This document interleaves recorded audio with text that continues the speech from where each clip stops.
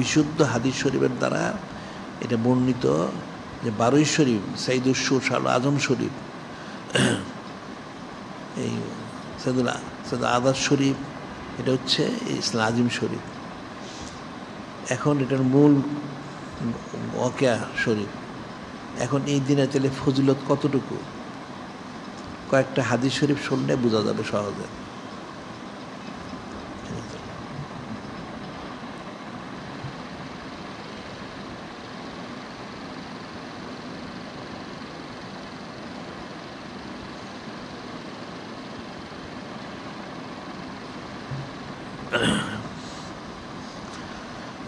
যেমন হাদিস শরীফ আছে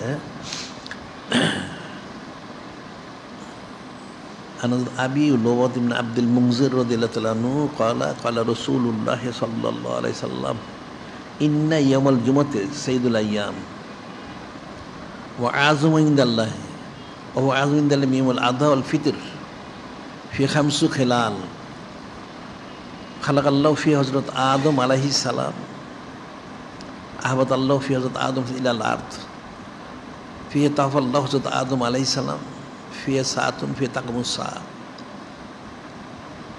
এই আইয়ামুল্লাহ শরীফ তার দিনগুলো, রাত্রগুলি নবী এবং রসুল আলাইহিমুস সালাম ওনাদের সাথে সম্পৃক্ত সংযুক্ত কারণে কতটুকু সম্মানিত, এটা একটা হাদিসে বলা হচ্ছে।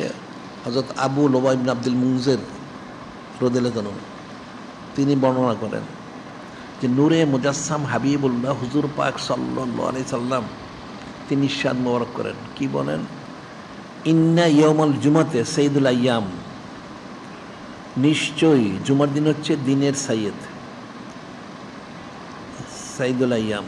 আর ইসলাম আজিম শরীফ অর্থাৎ সোমবার হচ্ছে সাইয়্যিদুল আইয়াম, সাইয়্যিদেরও সাইয়্যিদ সুবহানাল্লাহ সাল্লাল্লাহু আলাইহি সাল্লাম।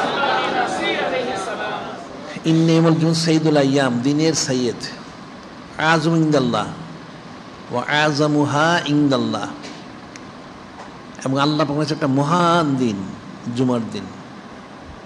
কত মহান সেটা আবার বলা হচ্ছে, ওয়া আযমু ইনদাল্লাহ মিউল আযহা ওয়াল ফিতর, রোজার ঈদ কোরবান ঈদের চাইতে মহান দিন হচ্ছেন ইয়াউমুল জুমআ। সুবহানাল্লাহি সাল্লাল্লাহু আলাইহি সাল্লাম। এটা মুসলমান কিন্তু এটা জানে না। জুমার দিনটা হচ্ছে রোজার ঈদ কোরবান ঈদের চাইতেও মহান। মানুষ কিন্তু রোজার ঈদ কোরবান ঈদ অনেক পালন করে, কিন্তু জুমার দিন পালন করে না, নাউজুবিল্লাহ। কেন? ফি খামসু খিলাল, 5টা কারণে, তার মূল 3টা কারণ। জুমার দিন যে ঈদুল ফিতর, ঈদুল আদার থেকেও বেশি সম্মানিত মহান দিন মোবারক। তো প্রথম হচ্ছে খালাকাল্লাহু ফি হযরত আদম আলাইহিস সালাম, যিনি খলিক, যিনি মালিক আল্লাহ পাক, তিনি হযরত আবুল বাশার সফিউল্লাহ আলাইহিস সালাম, ওনাকে এই দিনে সৃষ্টি করেছিলেন। সুবহানাল্লাহি সাল্লাল্লাহু আলাইহি সাল্লাম। আহবাতাল্লাহু ফি হযরত আদম আলাইহিস সালাম ইলাল আরদ,